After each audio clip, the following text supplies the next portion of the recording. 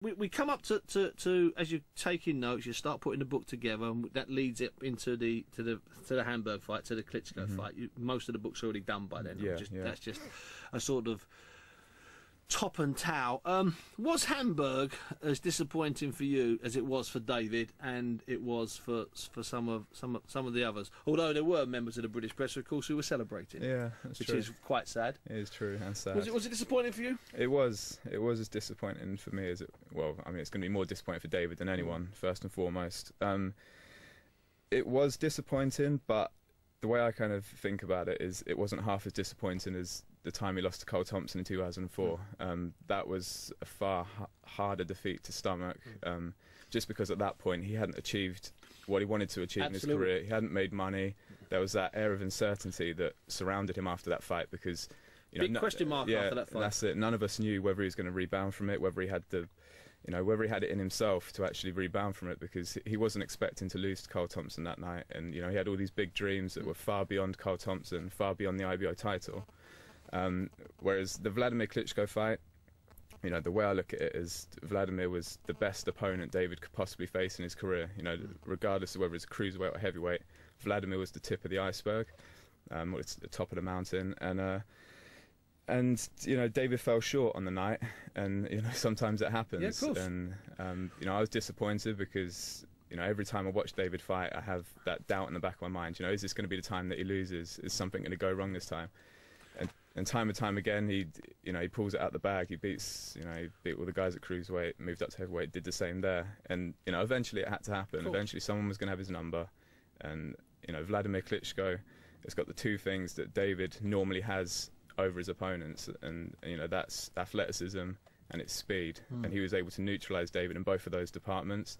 And as a result, it became a tricky fight, because you then throw in the physical advantages that Vladimir's clearly got. The natural one, yeah. That's it.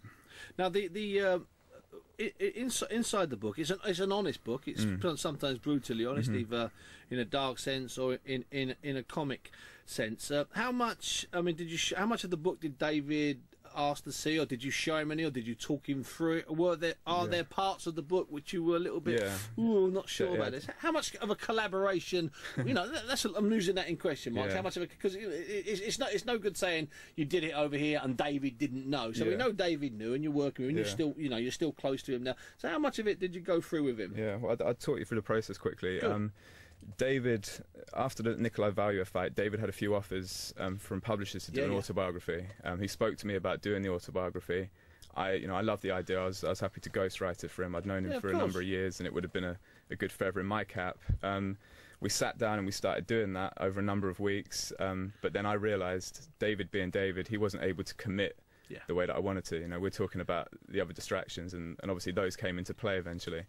So I was kind of frustrated, because in my mind I wanted to go away and write a book. I was now in book mode. I wanted to sit down and do one. But when you're doing an autobiography, you're waiting on the subject giving you material. So I went away and I thought about it, and the idea came to me, let's do a biography rather than an autobiography, because I know what I want to write. I know my story. I've seen what I've seen along the way. So I went away and I wrote it over a 6 or 8 month period.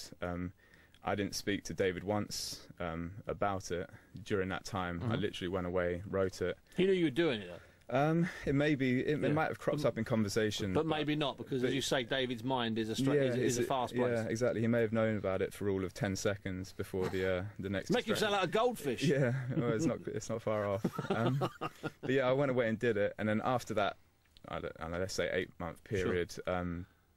That was the moment I said, David, look, this book's done, or it's done. I've done as much as I can at this point. Do you want to have a look at it? And he said yes, and I sent it off to him. I think he was in America at the time, and that was a scary couple of days for me, because obviously the phone went silent for a couple of days while he read it, and he actually read it on the flight back from Miami, I think it was, and then he said to me, I read it 6 hours straight on the plane, didn't have a toilet break, really enjoyed it. He had nothing but good things to say about it, and it's it's a sign of the kind of bond we've got and the kind of relationship we've got, that I was able to be that honest and not fear the repercussions of it too much, because I didn't. There was a part of my mind that was slightly worried about some stuff in it, because it was material that I'd never spoken to him about. You know, it was conversations I'd never spoken to him about, and you know, there's a little bit of conflict that I talk about in the book between not only him and Adam in training camps, but also me and David, and it's all stuff that's in the past, and none of us talk about it anymore. But the book, it never lets it happen. The book brings that all up again. So I was slightly on edge about that, but you know, David being David was absolutely fine about it. You knew in your heart of hearts he would be okay with it. Yeah, I knew. Yeah, no, I was confident enough in that relationship, and you know, if he'd have come back and suddenly been really angry or really upset about it, then I would have seen that as me not sussing David Haye out the way that I, you know, he thought would have been yours, not his. He wouldn't have been a David Haye that I would have, that I got to know for so many years. You know, I think that's the way I look at it. Now, I've seen it everywhere. It's getting fantastic positions in shops at the airport and stuff. Is it selling well? Yeah, from what I can gather, brilliant. It's been a great start to it, and you know, that's a combination of word of mouth. You know, it's an interesting take on the sports biography. It's not a you know, meat and potatoes, run of the mill kind of thing. Oh, too many of those, mate. That's it. It's, you know, and I didn't want to make one of those. And you haven't made one of those. You've made. I mean, you know, you've made.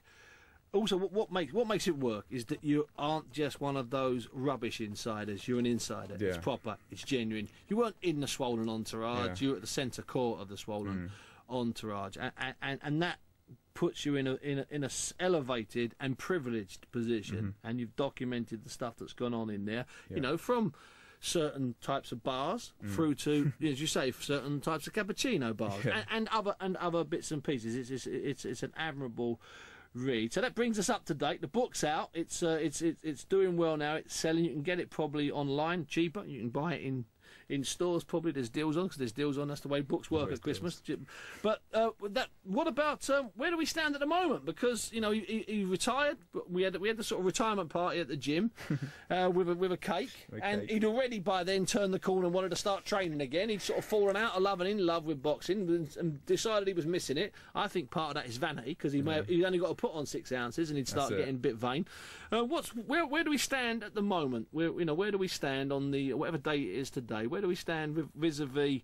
I think David's in the ring future. What can you say, Elliot? What can I say? Well, I think at the moment, David's the whole is he not drama is a distraction that David's kind of enjoying at the moment. It's a drama he likes. It's a drama he enjoys. He likes being the protagonist in, and I think this is going to continue for a little while. And but what I do know is that if the Vitaly Klitschko fight can be done next year, there's no doubt in my mind that David will take that fight.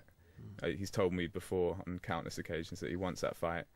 You know, obviously he'd fight Vladimir Klitschko as well, but that's not a feasible option at the moment. Fancies the other one, That's it. Vitaly is the one that's at the forefront, and you know, I'd say I'm pretty confident that next year something will happen.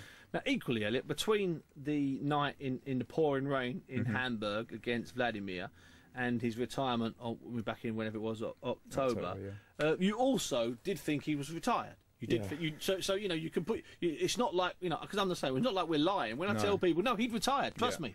He's just changed his mind. You know, the whole thing wasn't a con retirement, was it? So, no, not at all. He had gone. At the beginning, I felt he'd gone. You know, ultimately only he knows deep down, but I saw signs in him that led me to believe that he was. That was it. Yeah, he was pretty much done. And I think, to be honest, he may well have been if the, you know, the movie career or whatever it was he was pursuing, if that had been there on his lap for him just to walk into, I think he may well have done that. But I think at some point, you know, you realise that once you've become defined in one field, it's, you know, it seems easy to do the same in other fields and, you know, other domains, but it's a lot more difficult, and it's not a case of just walking into that and then being an expert at, you know, the way that you were in your own field.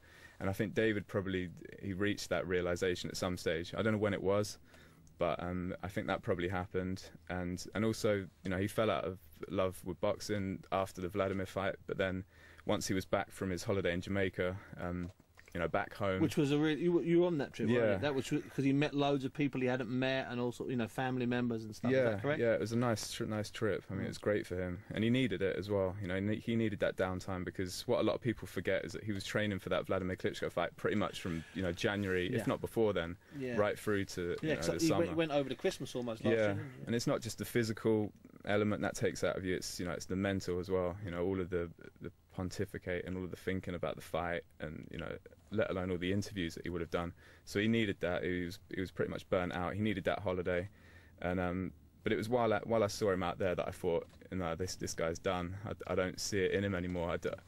I mean, you know David, and he's always been super talented, and he's always been dedicated, but he's never loved the training aspect of it. He's not one of those guys who would train constantly unless he had to, and it is, like you said, it's only the vanity aspect that keeps it just, you know, ticking on the safe side. So all of this combined led me to think, nah, because I knew the Vladimir Klitschko fight wasn't going to happen. You know, it's not an easy proposition to do now after the way the last fight ended. So it was only Vitaly, and again, that wasn't immediately up ahead either. So I just thought, you know, seeing what I'd seen out in Jamaica, knowing what I knew of David and his training habits, I just thought, you know, if this movie thing can happen, he'll walk straight into it, and he will, you know, he'll relish not having to box again. But it didn't, and it does look like he'll be back. I've been talking to Elliot here about his book, Making Haye, the authorised David Haye story. It's out there and it's available, and it is, unlike a lot of the books which I don't review, highly recommended. Elliot, thanks very much for your time. No problem whatsoever. Elliot Worsell there talking about his book, Making Haye, the authorised David Haye story. It's